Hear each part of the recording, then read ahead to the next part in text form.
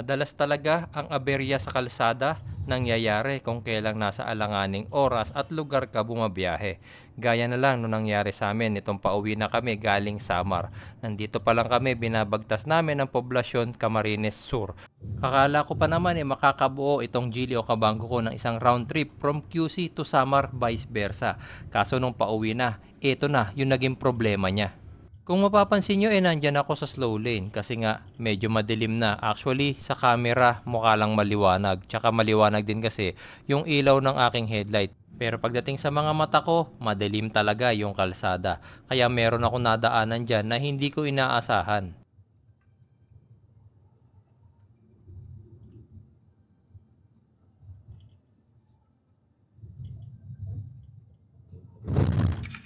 Narinig nyo ba yon mga boss? Kasabay ng pag-alog ng camera, merong sumabog.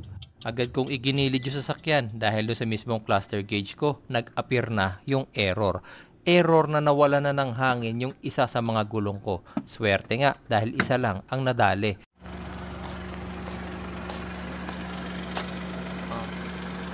Ito na nga ba yung sinasabi ko guys Kaya medyo mahirap dito sa may daming lubak. Nadali na isang gulong ko. Tapos ang problema pa namin, donut tire yung aming reserva. Yun, flat na yung gulong namin. Tapos, alanganing oras na. Dali lang. Mag-alas 11. 11:16. O diba?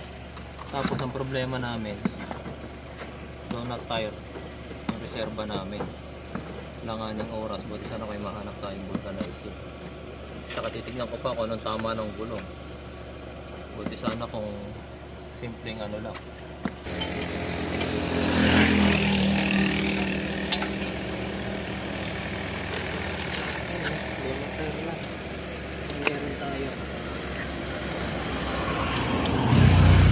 Bakit parang payat niyan, di?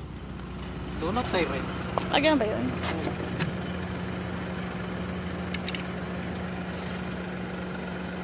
Ang dito, hindi pa to pwedeng ibiyahe ng mahaba.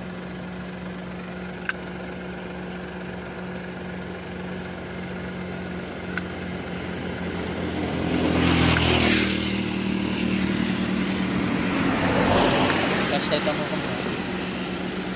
Hindi ko lang kung ano naging tama ng gulong. Ito. Ayun o.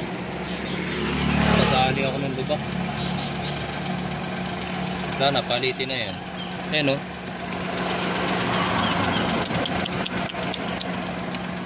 Grabe, nakakaano talaga yung mga lubak dito. Madilim pa naman, kaya ako nadali. Kaya nga ako.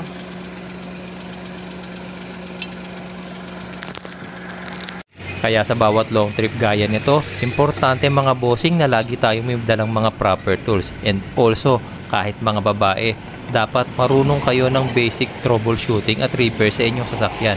Dahil hindi nyo masasabi kung saang lugar at anong oras kayo masisiraan sa kalsada.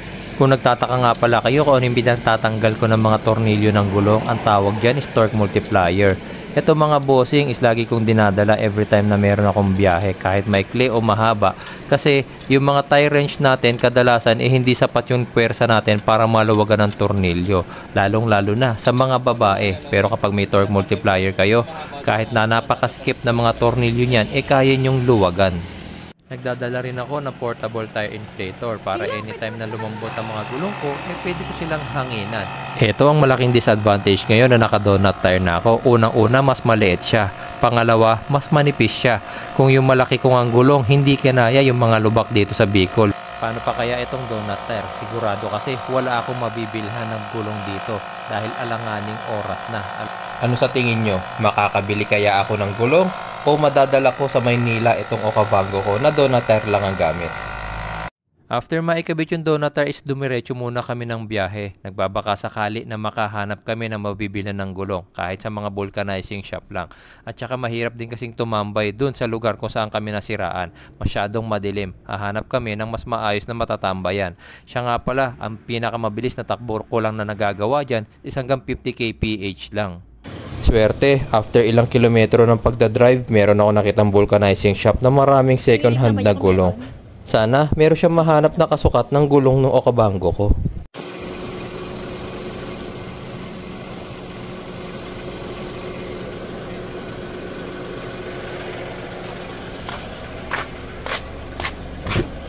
Bakit? Ate ko. 2.7. 2.7, ano pa lang? Surplus na. Pakalbo na yung gulo. Oh, ba't ang mahal naman? Grabe, para sa surplus at medyo kalbong gulong, 2,700 ang bigat, di ba? And guys, so nag-stop over muna kami rito sa may Tagkawayan, dito sa may Jollibee dito.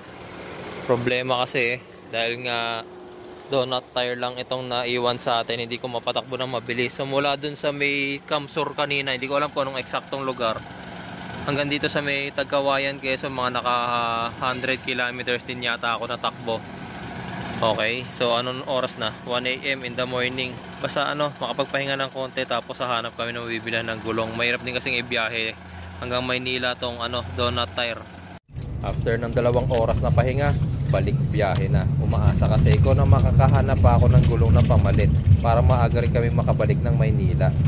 5:30 in the morning na guys, nasa Lopez, Quezon na kami. XCS full tank. Full tank muna tayo, siguro sapat na tong full tank na to hanggang Manila. Ito 1 bar na lang kasi ko. And medyo mura rin naman yung gasolina rito. And up till now, gamit pa rin natin yung donut tire. 11 o'clock tayo nasa buga ng gulong kanina. Hanggang ngayon naka donut tire pa rin tayo. Wala tayong makitang bilihan ng gulong. Nakarating na nga ako dito sa Old Sigsag Road or Bitukang Manok, pero hanggang ngayon ay naka-donut tire pa rin tayo. Dapat doon na ako sa baba dadaan, pero syempre matigas ulo ko. Kaya dito pa rin ako dumaan sa Bitukang Manok.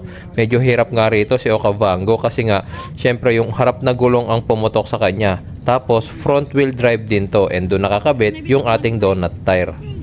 Kaya habang umaahon, inaalalayan ko siya. Tapos may mga ginagawa ring kalsada rito, todo iwas din ako sa mga malalalim na lubak.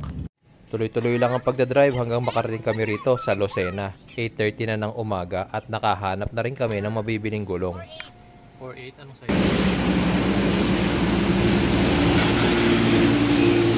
Nadali-dali rin siguro siya. May mga tama siya. Pero ito yung pinakamasakit mo.